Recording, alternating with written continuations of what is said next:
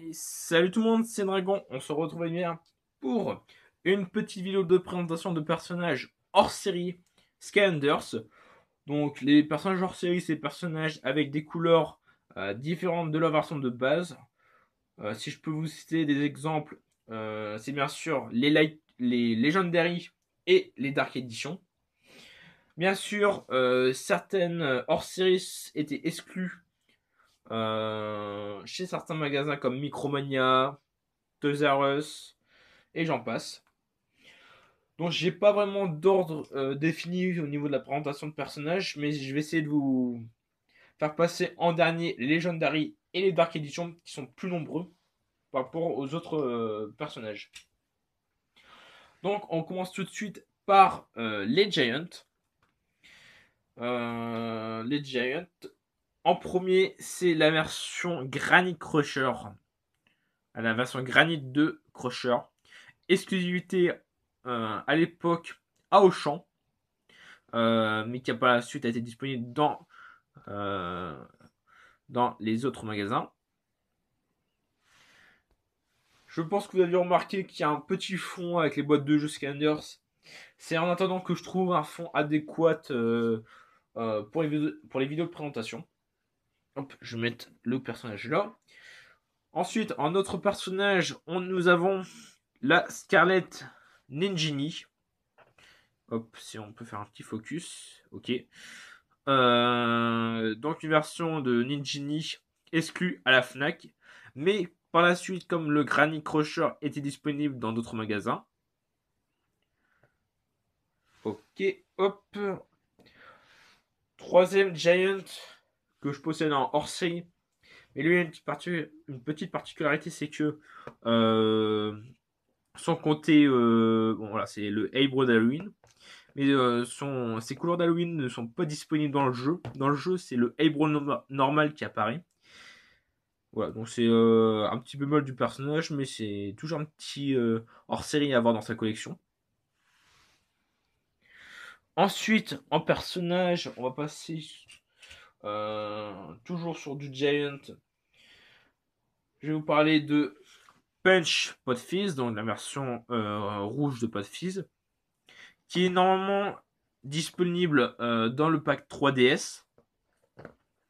Dans le pack 3DS, mais qui par la suite a été disponible eh bien, en version solo, en pack solo, mais en quantité très limitée. Je crois que c'était à Micromania qu'ils avaient ces personnages-là.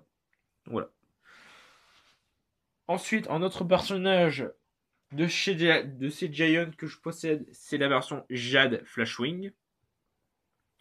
Donc, qui est une très belle figurine avec cette nuance entre le blanc du personnage et le vert est superbement bien réalisé avec le petit côté doré. Donc bien sûr, lui, alors petit focus pour que vous voyez un peu le personnage. Lui normalement c'était une exclue, c'est une exclue Micromania. Hop, bien sûr l'autofocus, il n'y a pas. Hop. Ensuite, on va passer, si je regarde si j'ai plus d'autres personnages, on va passer à du SWAT Force. Donc en SWAT Force, je possède deux hors-série swappers. Donc on a le Micromania Charge et le Enchanted Outloop. Deux personnages de SWAT Force. Donc lui, Micromania Charge, était disponible seulement en pack double SWAT Force avec un pack comprenant ce personnage plus Free Ranger et un autre avec Rattleshake. Et ce personnage-là, Enchanted Outloop, est disponible en pack solo à Auchan, si je me souviens bien. Hop. Ensuite, en petit personnage réédition, nous avons le Volcanic Eruptor, qui fait comme le Push Pot Fizz d'avant. C'est un personnage d'un jeu 3DS, donc de SWAT Force. Hop. Donc voilà, c'est bon pour les personnages SWAT Force. Pour l'instant, au niveau coloris, je vais vous présenter tout de suite. En Trap Team, on a en hors-série, en petit personnage. Mes autres, c'est d'autres personnages que je vais vous présenter après. Donc, on a le petit Love Potion Pot Fizz.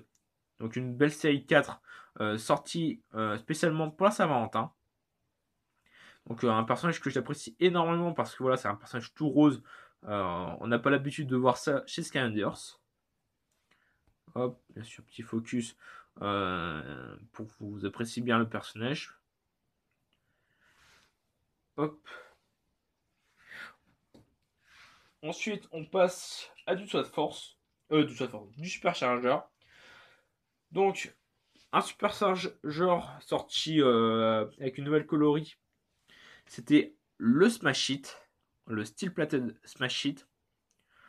Donc, c'est pas un personnage que.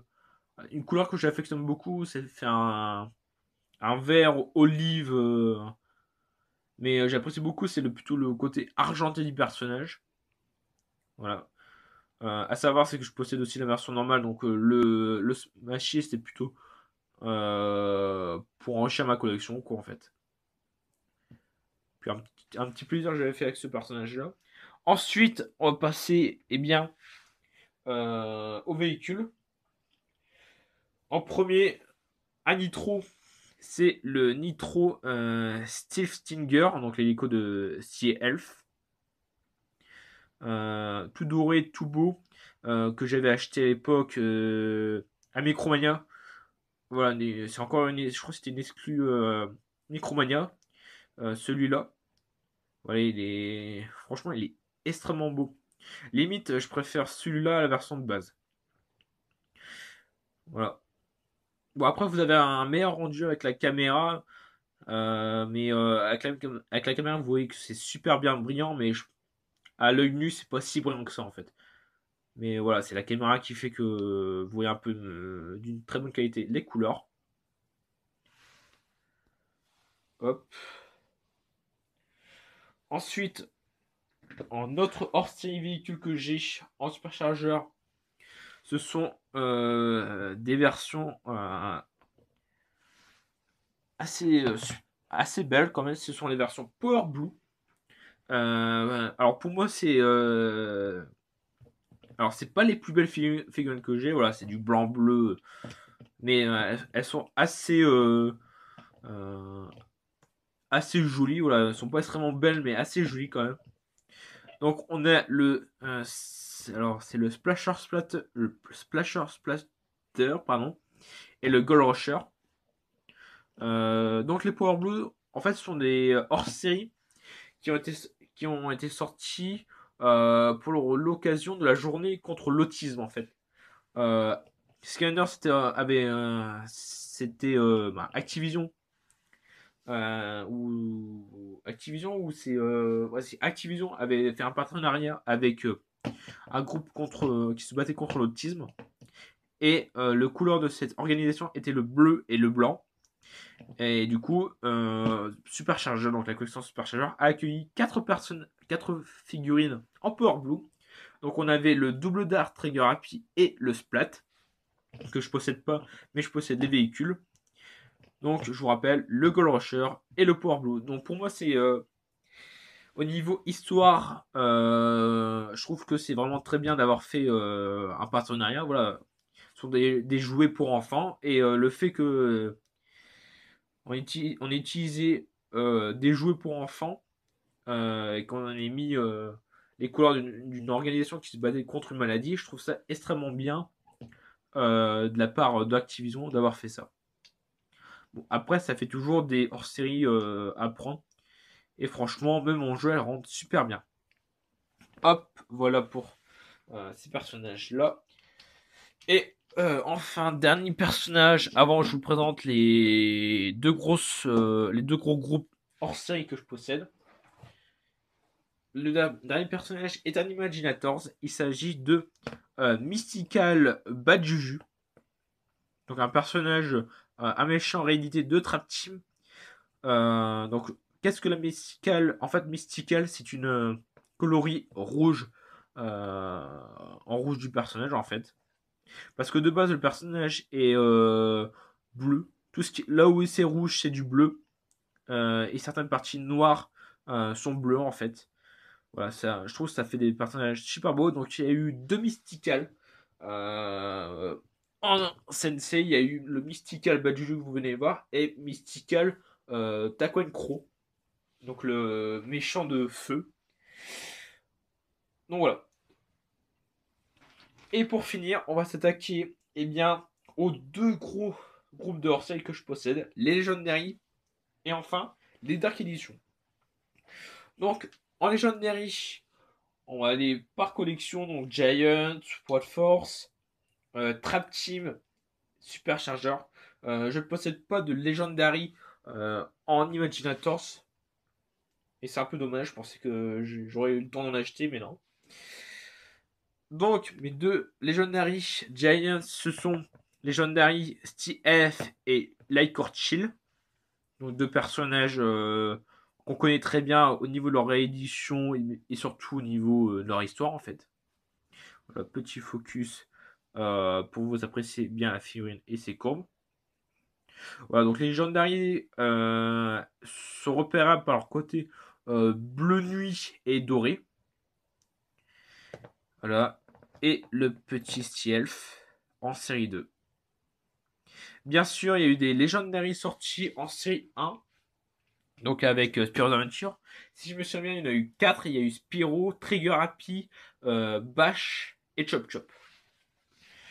Ensuite, en Sword Force, je possède le Legendary Zulu. Voilà, c'est pas non plus un personnage que j'affectionne, mais en Legendary, ça rend super bien au niveau du personnage. Hop, m'écarte un peu. Ensuite, un Trapmaster. Il s'agit de Legendary. Super, j'ai oublié le nom. euh, je sais quoi son nom. Euh, Jawbreaker, voilà, Legendary Jawbreaker. Donc super personnage qui rend super bien avec ses points dorés. Bien sûr, les points sont de base dorés sur le personnage, mais là avec la version Legendary, ça rend super bien. Ok, hop. Et enfin, les 2 personnages Legendary que je possède, donc c'est un superchargeur et son véhicule. C'est Legendary Astroblast et Legendary Sunrunner. Hop, petit focus pour bien reprendre au fond. Donc, de Legendary qui étaient sortis en pack course avec une coupe. Voilà, hop, j'ai juste la coupe sur l'étage, juste là. Je vais vous la montrer. Voilà, c'est la petite coupe. C'est cette coupe là qui permettait de débloquer quelques courses en plus et des modes de jeu sur Supercharger. Hop, hop, je la remets là, je la remettrai après. Donc voilà, ce qui conclut le groupe des Legendary. Et on va s'attaquer tout de suite par mon groupe préféré, les Dark Edition. Alors, beaucoup des Dark Edition étaient des exclus en pack, pack aventure, donc même qu'en pack aventure en fait. On a eu très peu en pack solo. Et hop, alors je me remets bien tout ça, hop, hop. Les premiers Dark Edition, c'est des superchargeurs que je possède. Ce sont le Donkey Kong et le Barrel Blaster. Voilà donc. Comme le Legendary Astro Blast et Sunrunner, là c'est Donkey Kong et le Barrel Blaster. Alors bien sûr, ces 2 personnages sont exclus aux versions Nintendo de Scanners à partir de Scanners Supercharger. Donc Scanner Supercharger sur Wii U, Scanner Supercharger Racing sur Wii et 3DS. Et elle marche aussi sur Imaginators Wii U, Switch, Wii U et Switch. Parce qu'il n'y a pas eu de version de 3DS de Imaginators. Voilà. Comme ça vous évite d'acheter le personnage et que vous avez une PS4, une Xbox et que ça marche pas. Par contre, le prochain duo, lui, il marche sur toutes les consoles. Ce sont, bien sûr, ça roule. Ce sont, voilà, il y a un petit rayon de soleil pour le personnage, ça c'est super. Donc, le Dark Ostrich et Dark Spitfire, deux personnages du pack Aventure Dark Edition de Supercharger. Voilà. Normalement, je crois qu'il est encore disponible sur Micromania, mais j'ai un doute. Ah, super. Maintenant, il y a beaucoup de soleil. Alors, je suis désolé pour trop de pour cet apport de lumière importante. Alors, ce qui vient, c'est sûr que tout à l'heure, on n'avait pas assez de lumière, maintenant, on a trop de lumière. C'est super. Oh, je vous ai oublié de vous présenter la version Trap Team. Excusez-moi. Hop, on va la faire tout de suite. Donc, en premier, on a la version euh, Dark Snapshot, qui est aussi très belle. On a le Dark, oh, je vais bien vous montrer, le Dark Wildfire. Et on avait un troisième personnage dans la Dark Edition de Trap Team, à savoir le petit Dark Foot Fight, alias Tomato. Et dans ce pack était vendu un piège spécial Dark Edition. C'est le piège Dark Chaos. Alors je suis vraiment désolé pour la lumière. Je sais que ça fait ressortir quelques couleurs, mais les couleurs qui sont dans l'ombre, on les voit pas très bien. Mais voilà, je suis désolé, c'est la lumière du jour. Alors il a fait un temps gris tout le début d'après-midi. Et là, ce coup-ci, il y a du soleil. C'est vraiment n'importe quoi cette météo. Et enfin, la dernière Dark Edition que je possède sont la Dark Edition de Imaginators avec Dark in Pain, donc avec la voix de Maître Gibbs. On a Dark Golden Queen, donc une méchante qui a été rééditée dans Imaginators. Et enfin, encore un méchant réédité, c'est le Dark Wolfgang, qui me rappelle beaucoup au niveau de sa couleur de la version améliorée de Wolfgang dans Trap Team, parce que dans Trap Team, on pouvait améliorer les personnages en réalisant leur quête personnelle, et ils pouvaient changer de couleur. Et la version améliorée de Wolfgang était de couleur grise. Voilà, ça me fait rappeler ce moment-là. Alors là, il commence à vraiment avoir beaucoup de lumière. Bon, de toute façon, il me reste qu'un seul personnage à vous présenter. Il s'agit d'un personnage Giant, qui est pour moi un des personnages les plus rares de ma collection.